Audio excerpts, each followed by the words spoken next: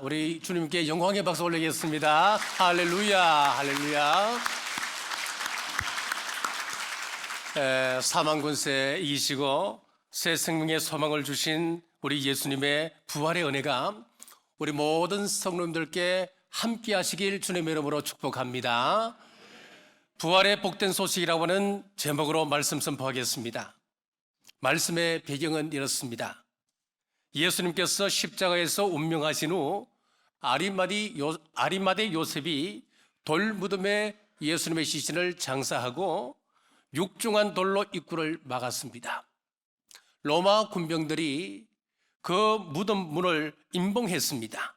자, 여기 임봉했다고 하는 것은 긴 밧줄로 무덤을 감고 그리고 그 입구를 양초나 진흙으로 밀봉하는 것을 말합니다. 만약 돌문이 조금이라도 움직이면 이 임봉은 깨어지게 되고 이 임봉이 깨어지게 되면 로마 황제 근위에 도전하는 것으로 알고 그 당사자는 큰 벌을 받게 됩니다. 빌라도 총독은 그것으로도 마음이 놓이지 않고 안아 군병들로 그 무덤을 지키게 했습니다. 이제 그 무덤에서 예수님의 시신을 도둑질하는 것은 불가능한 일입니다. 설령 예수님이 완전히 돌아가시지 않고 잠깐 정신을 잃었다 할지라도 예수님 스스로는 그 무덤에서 빠져나올 수 없는 그런 상황입니다. 이런 불가능한 상황 속에 부활의 복된 소식이 들려왔습니다. 첫째, 돌이 굴려져 있었습니다. 1절에서 2절입니다. 안식이 다 지나고 안식 후 첫날이 되리는 새벽에 막달라 마리아와 다른 마리아가 무덤을 버리고 갔더니 큰 지진이 나며 주의 천사가 하늘로부터 내려와 돌을 굴려내고 그 위에 앉았는데, 자, 오늘 본문에 보시면은 막달라 마리아가 나옵니다. 이 여인은 누가복음 8장 2절에 이렇게 되어 있습니다. 또한 악귀를 쫓아내심과 병고침을 받은 어떤 여자들 곧 7 귀신이 나간 자 막달라인이라 하는 마리아와 7 귀신 들렸던 그 여인이 막달라 마리아였습니다. 귀신이 들어오면 그 귀신이 그 사람을 얼마나 괴롭히는지 여러분 아시지요? 한 귀신이 아니라 오늘 본문에 나오는 막달라 마리아는 7 귀신이 그를 괴롭혔던 여인이었습니다. 자, 이런 여인이 예수님을 만난 후 새로운 삶을 살게 되었습니다. 그 감사가 얼마나 컸던지 조금이라도 갚고자 하는 마음으로 예수님의 무덤으로 갑니다. 가면서 그들에게 한 가지 걱정이 있었습니다.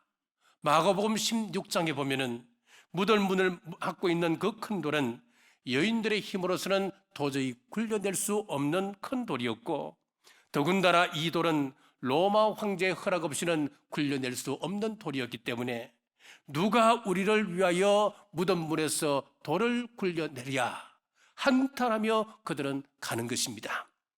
여러분, 어떤 근심을 안고 오늘 이 자리에 오셨습니까? 여러분 앞에는 어떤 큰 돌이 가로막고 있습니까? 여기 큰 돌을 철학자 사르트르는 벽이라고 이야기했고 하이데거는 절망이라고 말했습니다. 그런데 이 여인들이 무덤에 도착했을 때는 그 큰 돌이 굴려져 있었습니다. 그렇습니다. 우리 주님의 부활은 우리의 절망의 문, 죄악의 문, 죽음의 문을 활짝 여신 사건이었습니다. 자, 둘째, 부활의 복된 소식은 말씀대로 살아나셨습니다. 6절 말씀입니다. 그가 여기 계시지 않고 그가 말씀하신 대로 살아나셨느니라. 와서 그가 누우셨던 곳을 보라. 우리 예수님의 부활 사건은 돌발적인 사건이 아니라고 하는 것을 말씀하고 있습니다. 우리 예수님은 십자가에 돌아가시기 전 제자들에게 자신이 살아날 것을 여러 번 말씀하셨습니다. 마태복음 17장 22절에서 23절입니다. 갈릴리에 모일 때에 예수께서 제자들에게 이르시되 인자가 장차 사람들의 손에 넘겨져 죽임을 당하고 제3일에 살아나리라 하시니 제자들이 매우 근심하더라. 마태복음 26장 31절에서 32절입니다. 그때에 예수께서 제자들에게 이르시되 오늘 밤에 너희가 다 나를 버리리라. 기록된 바 내가 목자를 치리니 양의 떼가 흩어지리라 하였느니라. 그러나 내가 살아난 후에 너희보다 먼저 갈릴로 가리라. 자, 이처럼 우리 예수님은 살아생전 즉 십자가 지시기 전에 여러분 제자들에게 십자가를 지실 것을 말씀하셨고 십자가에서 부활하실 것을 말씀하셨습니다. 평소 말씀하셨던 대로 예수님께서는 부활하셨습니다.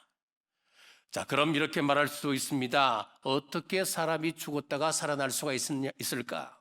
부활 이야기는 허구다, 소설이다. 아닙니다. 부활은 사실입니다. 소설이 아닙니다. 역사적 사실입니다. 가이드 포스트에 이런 특별한 기사가 실렸다고 합니다. 성 소피아 성당에 기록되어 있는 기록물을 가이드 포스트에서 연재를 한 것입니다. 제목은 이렇습니다. 예수의 체포와 신문 및 처형에 관하여 가이사르에게 보낸 빌라도의 보고서. 당시 로마 황제는 티베리우스였습니다. 티베리우스에게 보고했던 그 장문의 보고서를 일부만 제가 소개를 합니다. 가깝게 문안드립니다. 제가 다스리는 지역에서 최근 수년 동안에 일어난 사건은 이 나라의 운명까지도 변하게 할지도 모르는 일이기에 가깝게 소상히 알려드리고자 합니다. 원치 않았지만 폭동이 무서워서 희생양으로 예수라는 청년을 십자가에 처형했습니다. 그리고 다 끝난 줄 알았는데 큰 혼란에 빠지게 되었습니다. 그 이유는 그가 부활했기 때문입니다. 무덤은 비었고 제자들은 용기를 내서 예수 부활했다고 전파하게 됩니다. 예수의 생애는 마치 진흙이 토기장이의 손에 있듯이 모든 것이 그의 손에 있음을 증명해주고 있습니다. 따라서 그의 주장이 사실일 수밖에 없다고 감히 말씀드립니다. 십자가 옆에서 말크스가 말한 것처럼 이 사람은 하나님의 아들이었다고 나는 말하고 싶습니다. 각하 이것은 제가 할 수 있는 한 사실대로 기록한 것입니다. 저는 각하의 가장 충실한 신하입니다. 본디오 빌라도. 본디오 빌라도가 누굽니까? 예수님을 십자가에 못 박아라고 판결을 내렸던 사람 아니었습니까?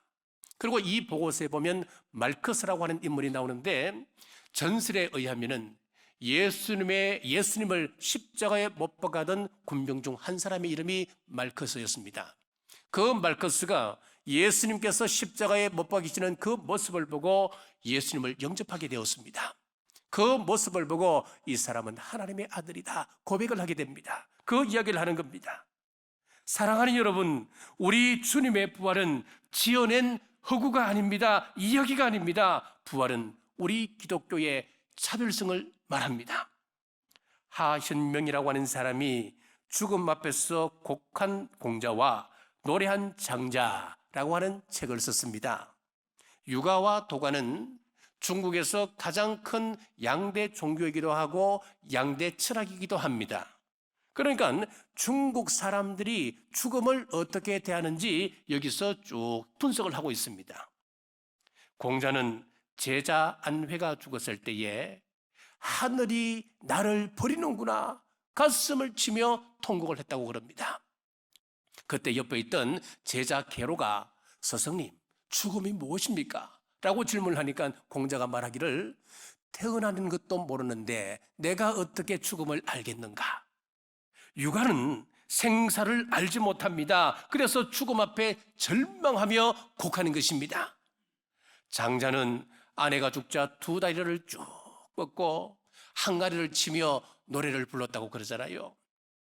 노래 부르면서 이렇게 이야기합니다. 생사가 우주 생명의 자연스러운 변화에 지나지 않거늘 소리 지르고 통곡하는 것은 자연의 명을 따르지 않는 것이므로 나는 울음을 거쳤네. 그렇게 노래를 부릅니다. 정말 마음에서 우러나는 기쁨을 가지고 아내의 죽음을 대했다는 이야기입니까? 그런 이야기가 아니에요. 불가항력적인 힘, 죽음은 어쩔 수 없는 일이기 때문에 그냥 방관할 수밖에 없다.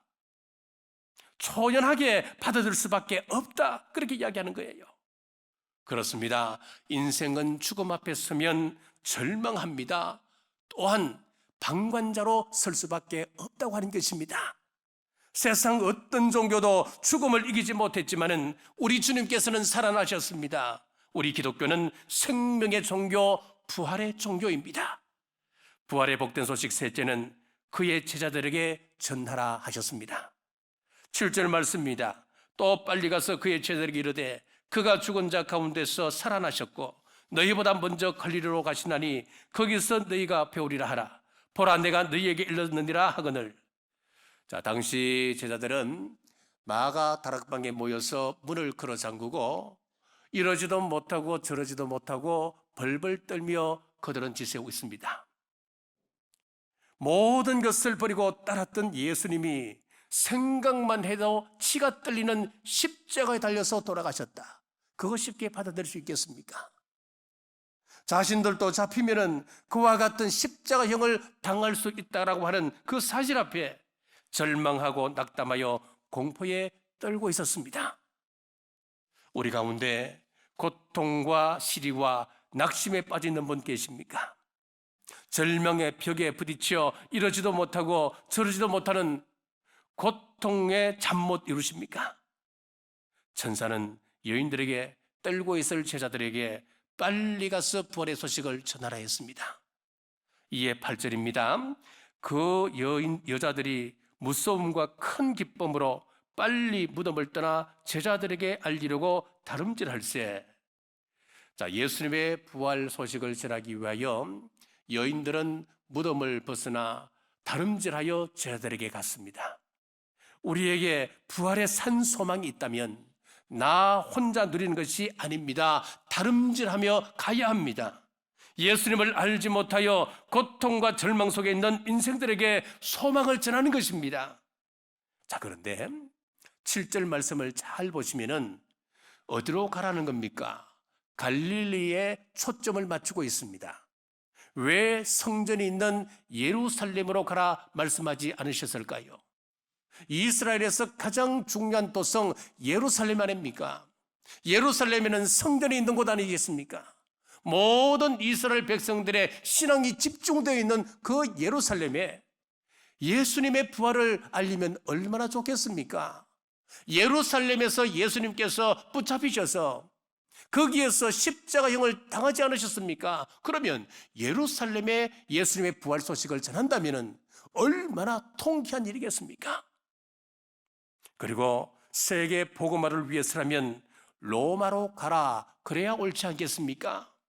그런데 우리 예수님의 부활 소식을 천사들이 이야기하기를 어디로 가라는 겁니까? 예루살렘 성도 아니고 로마도 아닌 그 갈릴리로 가라고 말씀하고 있습니다. 갈릴리는 제자들이 먹고 살기 위하여 치열하게 경쟁하며 고기를 잡았던 곳입니다. 가족들과 갈등이 있던 곳이었고 또 보기 싫은 이웃이라 할지라도 매일 만나야 하는 곳이었습니다. 그리고 예수님을 처음 만났던 곳이기도 했습니다. 우리가 처음 예수님을 만났을 때에 감격에 겨워 예수님께서 십자가 지셨으니 날 위해 고난당하셨으니 나도 내 몫에 태인 십자가 나도 달게 지겠습니다.